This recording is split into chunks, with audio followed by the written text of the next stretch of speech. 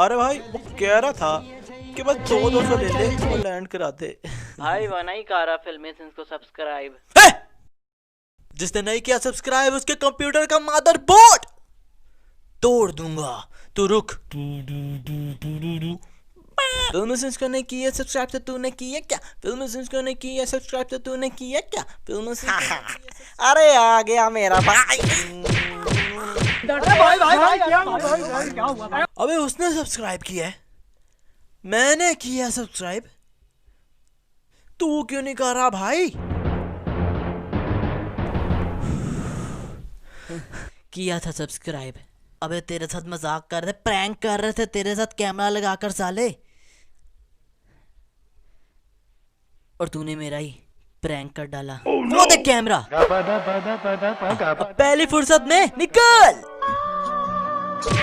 इस सीन में कबीर सिंह लेटा हुआ है और ये लड़की अपने कपड़े उतार रही है। ओहो आई मीन तार पर डले हुए कपड़े उतार रही है यार, और ये शायद नीचे गिर जाती है, पर वो ऐसे ही कबीर से अपनी मैक्सी लेकर चली जाती है। अरे भाभी जी वो जो नीचे कपड़ा गिरा था वो तो उठाया नहीं आपने। कबीर भैया यहाँ पानी पी रहे हैं, पीछे देखो पीछे। और ये बेशुम। तो मैंने सोचा था जैसे स्टोन कोल्ड स्टनर लगाता है ना तो दूसरे बंदे के मुंह से पी हुई चीज बाहर आ जाती है, वैसे ही कबीर भैया के मुंह से भी पानी बाहर आ जाएगा मुक्का पड़ने पर ना।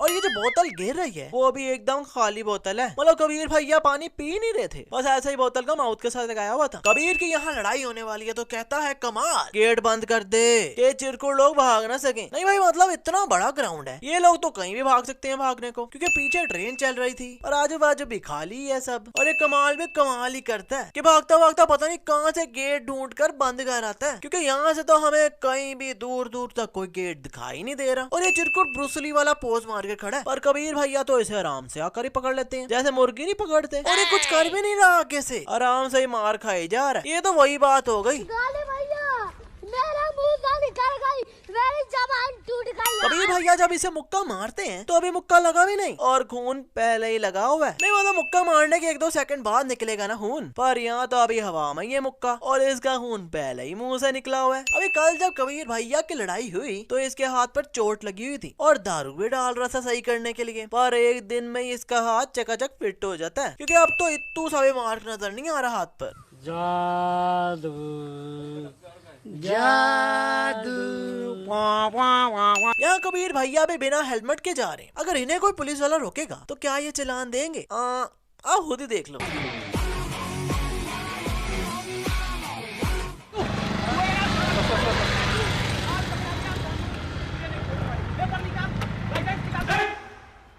टच किया उसको मार।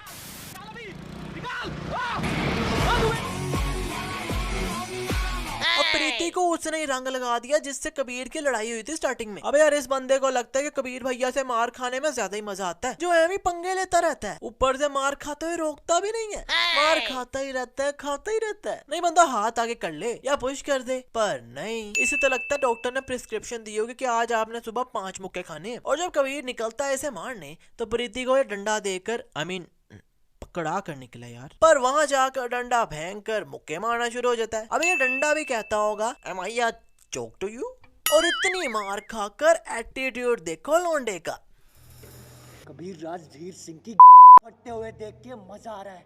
अच्छा इस डायलॉग के बाद मैंने सोचा था कि अब बदला लेगा ये कबीर भैया से, अब कोई मारेगा मुक्के शुक्के, पर फिर देखो एकदम कहता क्या है, I promise you, ये दोबारा नहीं होगा। नहीं वैसे हमें पता था कि इससे ना हो पाएगा भाई। प्रीति के पाँव में शीशा घुस गया था, पर अगर हम गौर करें तो अंदर अंदर कोई नहीं घुसा, ऐसे ही पैर के साथ लगाया हुआ था ये शीशा। प्रीति के बाबा जी ने कबीर को प्रीति का ख्याल रखने के लिए कहा था, पर कबीर भैया तो कुछ ज्यादा ही ख्याल रखने लग गए हैं। जो प्रीति को अपने कमरे में शिफ्ट करके स्पेशल ट्रीटमेंट दी जा रही है। प्रीति की मम्मी कहती है कि इसके डैड बस आने वाले हैं, आप थोड़ा वेट कर लो। और जैसे ये छत पर आते हैं तो पीछे तो डैडी जी भी उसी टाइम आ जाते हैं। अब यार अब इतनी भी क्या स्पीड है, बंदा घर आकर थोड़ा पानी शानी पीता है ना फिर ऊपर जाता है, पर ये तो डायरेक्ट पीछे आ गए। जब कबीर प्रीति के घर आता है तो प्रीति का भाई बाहर चला जाता है, पर जब कबीर वापस जा रहा होता है तो उसके भाई के पंटर लोग कहते हैं यही है क्या? यही लग रहा है। क्या रे? क्या काम रहता है तेरे को प्रीति दीदी की छत पे? नहीं मतलब इन्हें किसने बताया कि ये प्रीति की छत पर चढ़ा हुआ था, जबकि उसका भाई तो पहले ही निकल आया था बाहर। और कबीर कहता है कि बिल्कुल दीदी जैसा है तू, सेम नाक, सेम कान, सेम होंठ। Really? No no no, I mean really? अबे कबीर भैया किसको किससे मिला रहे हो? प्रीति कहाँ और ये चिरकुट कहाँ? किसी एंगल से भी एक जैसे लग रहे हैं क्या? कबीर के पापा जी पूछ रहे हैं कि क्या करके आए वहाँ, और कबीर भैया कहते हैं कि घर गया था, हम लोग अपनी प्राइवेट स्पेस में थे and her father just came at a 90 degrees angle. उनको लगा कुछ गलत हो रहा है। कबीर भैया के कहने का मतलब था कि प्रीति के पापा पीछे से आए तो उन्हें लगा कि कुछ गलत हो रहा है, और भाई उन्हें लगा वगा नहीं बल्कि हो ही कुछ गलत रहा था, क्योंकि चुम्मे वाला सीन तो हम सब ने देखा ही। यहाँ इस सिरकुट ने कबीर भैया को रखकर मुक्का मारा है। नहीं आप बस मुक्के और फेस में डिस्टेंस देख लो कि कितना है, मतलब इतनी दूर है, फिर भी कबीर भैया उड़ के गिरते हैं। और शिवा आकर कहता है अंकल आप समझाइए प्लीज। नहीं मतलब इस लड़के को भाई कह सकते हैं, पर शिवा अंकल कह रहा है। लगता है अंकल कहने पर ही इसे मेन गुस्सा चढ़ा होगा जो चुमाट मार दी। यहाँ कबीर भैया सूसू कर रहे हैं, पर ना पजामा नीचे और ना कुर्ता ऊपर। पर अब समझ मुझे भी नहीं आ रहा कि भाई सूसू कर कैसे रहे हैं। मुझे तो लगता है पानी की बोतल में ही छेद करके लगे होंगे। इस सीन में कबीर क्लास में आता है और आगे वाली बच्ची को पीछे भेज देता है और प्रीति को उसकी जगह बैठा देता है। और फिर आज कौन सा लेक्चर है?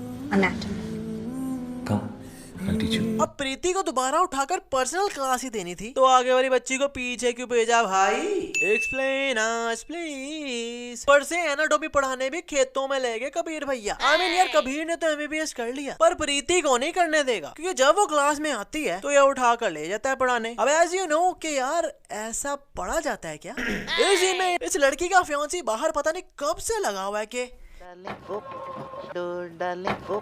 क्योंकि जब लाइट जाती है तब इसकी आवाज अंदर आती है, क्योंकि इतने गाने के शोर में इसकी आवाज कहाँ अंदर जाएगी, और गाने के शोर की आवाज बाहर भी आ रही है। पर फिर भी लगा हुआ स्लो स्लो से आके darling open the door, darling open the door. अबे यार बेल बजा और अंदर जा, पर नहीं। और कबीर भैया ऐसे इसके घर से निकल रहे होते हैं उसके फियांसी के सामने। नहीं नहीं यार आई मीन वो लड़की तो गई हो। यहाँ बंदा आकर कहता है कि मैम शॉर्ट में बिजी हैं तो 2 मिनट में आएंगी, पर मैम तो सामने मेकअप सेट कर रही होती हैं और वही करके सीधे यहाँ आ जाती हैं। तो ये कौन सा शॉर्ट में बिजी होना हुआ भाई? शुरू में जब कबीर भैया इस लड़की के घर गए थे तो ये ग्लासेस पहनी हुई थी, पर उसके घर से निकलते हुए वही ग्लासेस इनके पास कहीं है ही नहीं, मतलब ये कहीं अंदर ही भूले हैं। पर जब ये अब ये एक्टर से मिलने आए हैं तो इन्होंने वही ग्लासेस फिर से पहनी हुई है, जबकि ये तो वहीं भूल आए थे। कबीर भैया का दरवाजा खोलकर सोते हैं कि कोई भी अंदर आ जाए। नहीं मतलब एकदम अगर रेड पड़ जाए तो पूरी दारू पानी की बोतलें मिल जाएंगी यहाँ से। इस सीन में जिया शर्मा कबीर की शर्ट प्रेस कर रही है और ये व्हाइट शर्ट है और कबीर ने कुछ भी नहीं पहना, मतलब इसके पास यही शर्ट थी जो ये प्रेस कर रही है। पर जब ये दोनों बाहर जाते हैं तो कबीर ने तो स्काई ब्लू कलर की शर्ट पहनी होती है, जबकि व्हाइट वाली शर्ट जिया प्रेस कर रही थी। और यार इन्होंने गपागपी करना था तो घर में ही कर लेते, क्योंकि अकेले ही तो थे ये। पर इतनी दूर इन खेतों में गाड़ी छुपाकर करने का क्या रीजन था? Explain us please. दिल्ली में इतनी सर्दी हो रही है कि किसी ने जैकेट पहनी है और किसी ने स्वेटर, पर प्रीति हाफ स्लीव में ही फिर रही है। हाँ पता है कि उसने स्वेटर पहना है पर स्लीव्स तो हाफ ही है ना यार। इस सीन में कबीर भैया आकर कहते हैं कि मैम एक अनाउंसमेंट है मेडिकल कैंप के लिए, तो कर लूं? और यहाँ ज्यादा लोग पंजाबी हैं तो पंजाबी में कर लूं? कबीर भैया जब बोल रहे हैं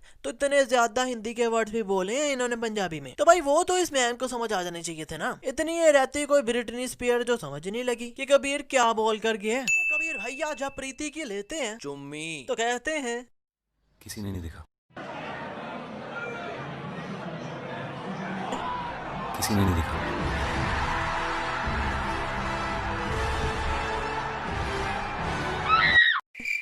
किसी ने नहीं देखा।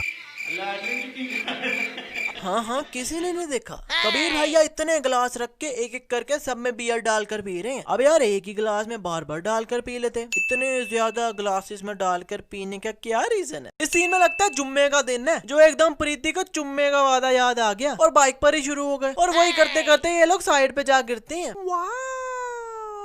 ओ भाई कहीं खड़े होकर आराम से ये सब कुछ कर लो। पर अब लग गई चोट, हो गए खुश, और ऐसी चोटों के मार्क्स महीनों में ना जाएं, पर नेक्स्ट डे इन दोनों के ये निशान गायब हो जाते हैं। ये चिरकुट इतने गुस्से में आया है और इसके पांव पर कबीर भैया ने गरम गरम सिगरेट लगा दी है, तो इसका रिएक्शन देखो जरा। चले एक काम कर 200 रुपए दे और 50 रुपए काट ओवर एक्टिंग के वजह। इस सीन में कबीर भैया सिग्नल पर खड़े हैं, वो भी सबसे आगे, और फिर भी किसी वार्डन ने नहीं पकड़ा। I mean, चालान तो पक्का बनता है ना बॉस। जोकिंग रे।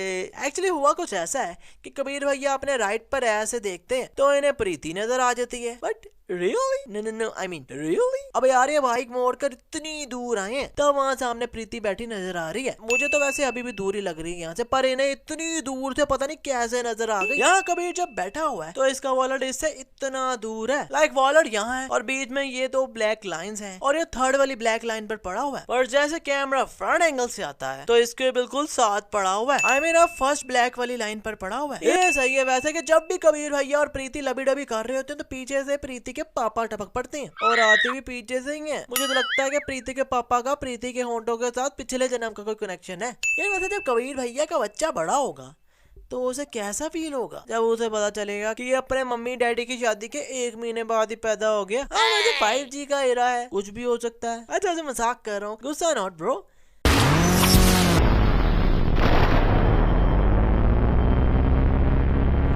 खैर आजकल बस इतना ही। वीडियो चले तो वीडियो को लाइक करो, कमेंट करो, शेयर करो और फिल्म को सब्सक्राइब करके बेल आइकन दबाना। हाँ बेल आइकन दबाना तो बिल्कुल ना भूलना। अब यार एज यू नो ये वीडियो जस्ट आपके एंटरटेनमेंट के लिए, और मैं भी इस फिल्म को कोई 4 बार देख चुका हूँ क्योंकि इतनी फेवरेट मूवी है ये मेरी। पर फिर भी कुछ लोगों में ऐसा कीड़ा है कि उनको मेरी बात समझ नहीं आती और वो हैं डिसलाइकर्स। तो भाई उनके लिए फिर मेरी एक लेजर लाइट ही बड़ी है।